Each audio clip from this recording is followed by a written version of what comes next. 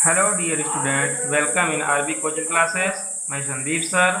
आज मैं आप लोग को क्लास 10th के पोइट्री का पहला चैप्टर द फाउंटेन, हालांकि पोएम है, पहला चैप्टर द फाउंटेन आपको पढ़ाने जा रहा हूँ।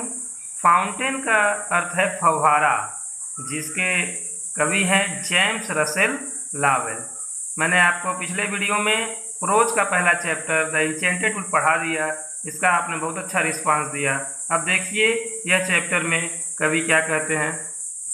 फाउंटेन जो चैप्टर है, इसमें जो पहला स्टैंजा है, into the sunshine full of light, यानी सूर्य के प्रकाश से प्रकाशित होकर फव्वारा, लीपिंग एंड फ्लैशिंग, यानी कूदती हुई सी, फ्लैशिंग चमकती हुई सी प्रतीत होती है। फ्रॉम मॉर्निंग टिल नाइट, यानी सुबह से लेकर शाम तक। अर्थात यहाँ पर कवि कहना चाहता है फव्वारा जो है सूर्य के प्रकाश से प्रकाशित होकर उछलती कूदती हुई सी प्रतीत होती है सुबह से लेकर शाम तक। इस यहाँ पर लीपिंग मतलब कूदना होता है, फ्लैशिंग में चमकना होता है, ठीक है।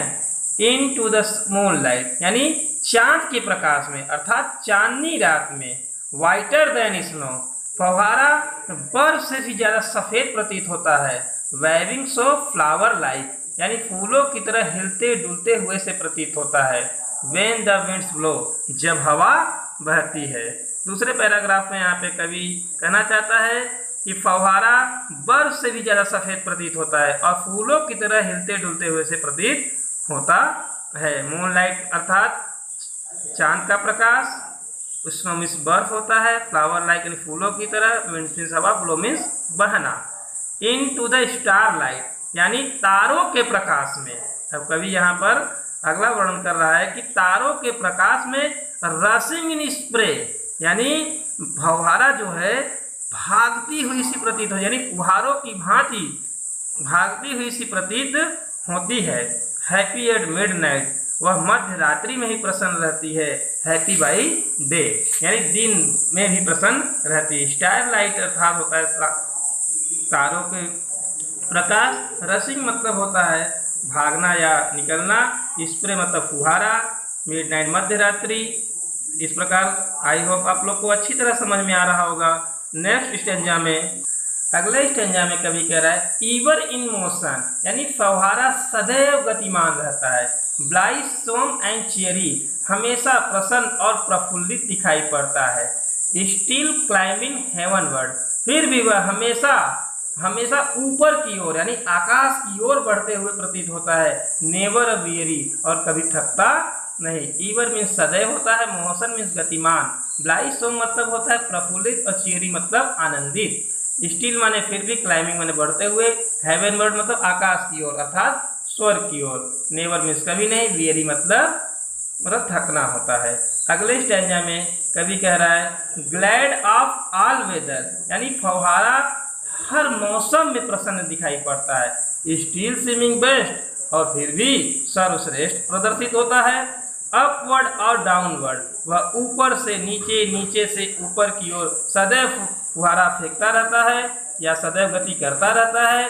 मोशन डायरेक्ट, यानी गति में ही उसका आराम है, यानी वह गति में ही उसका आराम है। ग्लैड मीन्स होता है प्रसन्न, वेदर मीन्स मौसम, स्टिल माने तब भी फिर भी, स्विमिंग माने प्रतीत होना, बेस्ट माने सर्वश्रेष्ठ, अपवर्ड माने ऊपर की ओर, डाउनवर्ड मतलब नीचे की ओर। मोशन मीन्स बताया हूँ ऊपर की, मोशन मीन्स गति होता है। दाई माने तुम्हारे, रेस्ट मीन्स आराम। फुल ऑफ नेचर, यानी फव्वारा प्राकृतिक शक्तियों से परिपूर्ण है। फव्वारा प्राकृतिक शक्तियों से परिपूर्ण है। नथिंग कैन टैम, इसे हम नियंत्रित नहीं कर सकते। टैम मतलब होता है नियंत्रित करना या पालतू बनाना, इसे हम पालतू नहीं बना सकते या इसे हम नियंत्रित नहीं कर सकते। चेंज एवरी मोमेंट, यह हर पल बदलता हुआ सा हमें प्रतीत होता है। यह हमें हर पल बदलता हुआ सा प्रतीत होता है। ईवर द सेम, लेकिन रहता है एक ही समान। वह रहता है एक ही समान, लेकिन हमें सदैव बदलता हुआ सा प्रतीत होता है। यानी नेचर मीन्स प्रकृति होता है। टाइम मीन्स होता है नियंत्रित करना या पालतू बनाना। चेंज माने परिवर्तनशील। मोमेंट मीन्स पल होता है। ईवर मीन्स हमेशा।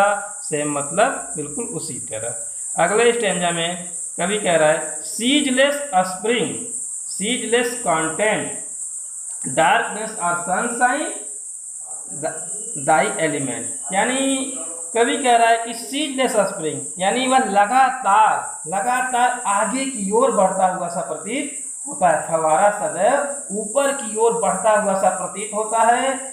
और सीजलेस कॉन्टेस्ट, और वह अपनी प्रगति से संतुष्ट होता है। कॉन्टेंट मतलब होता है संतुष्ट ना, यानी वह अपनी लगातार वह संतुष्ट होता रहता है। डार्कनेस और सनशाइन, चाहे दिन हो चाहे रात हो, डाई एलिमेंट यही इसका मौलिक तत्व है या यही इसका मौलिक गुण है। यानी लगातार फव्वारा आगे की ओर बढ़ता हुआ प्रतीत होता है और लगातार संतुष्ट होता प्रतीत होता है।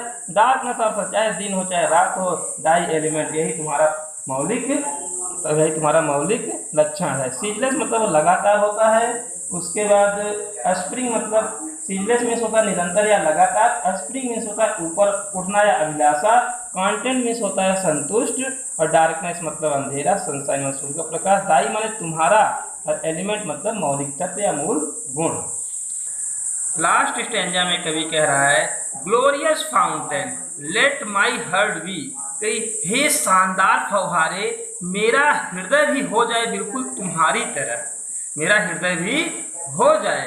फ्रेश यानी ताजा, चेंजफुल यानी परिवर्तन, कांस्टेंट यानी दृढ़ या स्थिर, अपवर्ड लाइक दी बिल्कुल प्रगतिशील तुम्हारी तरह। यानी कवि कह रहा है कि हे शानदार फव्वारे मेरा भी हृदय बिल्कुल तुम्हारी तरह हो जाए, ताजा, परिवर्तनशील, दृढ़ या स्थिर और प्रगतिशील बिल्कुल तुम्हारी तरह। ग्लोरियस मतलब होता शानदार, लेट माई हार्ट यानी हो जाए, बी माने हो जाए, फ्रेश मतलब होता ताजा, चेंज मतलब परिवर्तनशील, कांस्टेंट और दृढ़ या स्थिर, अपवर्ड मतलब प्रगतिशील, लाइक दी यानी बिल्कुल तुम्हारी तरह। यानी इस तरह इस कविता में शानदार तरीके से कवि ने बहुत अच्छा वर्णन किया है। आई होप कि आप लोग को यह वीडियो के माध्यम से बहुत अच्छी तरह से समझ में आया होगा। और अगर आपको कोई समस्या होती है तो आप कमेंट करके हमें बताएं, जिससे हम अपनी सुधार कर सकें। और आपको इस तरह से हम आपको अगला वीडियो आपको बहुत जल्दी प्रोवाइड करेंगे। Thank you.